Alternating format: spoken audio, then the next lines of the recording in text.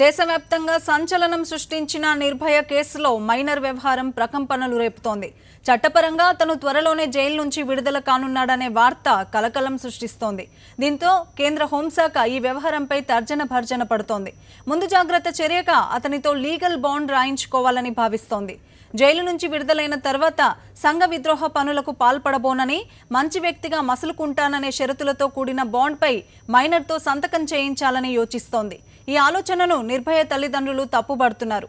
మైనర్తో bond రాయించుకొని వదిలేస్తే భవిష్యత్తులో అతను తప్పులు చేయబోడని గ్యారంటీ ఏముంటుందని ప్రశ్నిస్తున్నారు. 2012లో జరిగిన నిర్భయ ఉదంతంలో 5 వ్యక్తులను కోర్టు దోషులుగా తేల్చి శిక్ష విధించింది. అయితే 5గురిలో ఓ వ్యక్తి 18 ఏళ్ల కంటే తక్కువ వయసు ఉండడంతో అతనికి 3 ఏళ్లు మాత్రమే శిక్ష పడింది. అతన్ని జువైనల్ హోంలో ఉంచాలని కోర్టు ఆదేశించింది. ఈ క్రమంలో శిక్ష పూర్తవుతుండడంతో అతను ఈ నెల 15న జైలు నుంచి బయటకు రానున్నాడు. ఇది నిర్భయ తల్లిదండ్రులను తీవ్ర ఆవేదనకు గురిచేస్తోంది. ఈ వ్యవహారంపై నిర్భయ తల్లిదండ్రులు జాతీయ మానవ హక్కుల కమిషన్లో పిటిషన్ వేశారు.